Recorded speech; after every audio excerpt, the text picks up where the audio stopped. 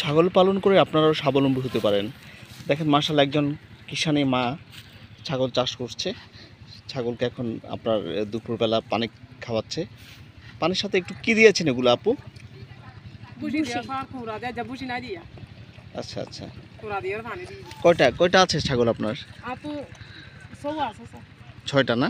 আল্লাহর রহমতে এখান থেকে গাভিন আছে? সবগুলোই গাভিন? 6টাই? 6টা গাভিন। কয় মাস পরে বিয়ে আল্লাহর রহমতে?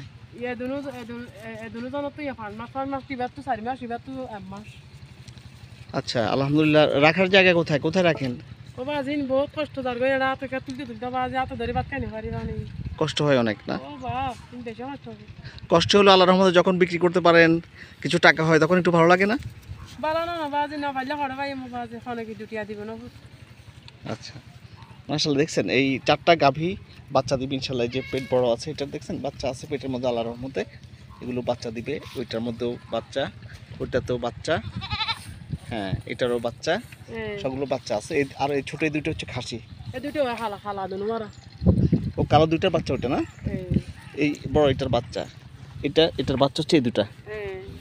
আচ্ছা, তো এখন এই খাসি ছোট এই বাচ্চা দুইটা কত বিক্রি করতে পারবেন এখন বিক্রি করলে?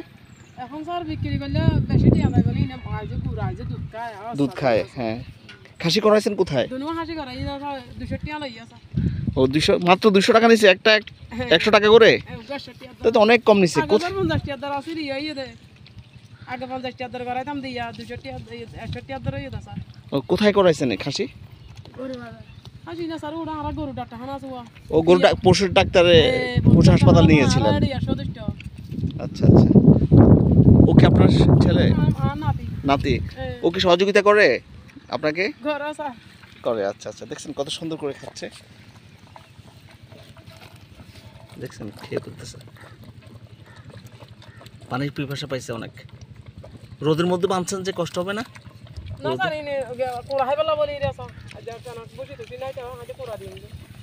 আচ্ছা, এইখানে এসে খাইতে চাচ্ছে দেখছেন।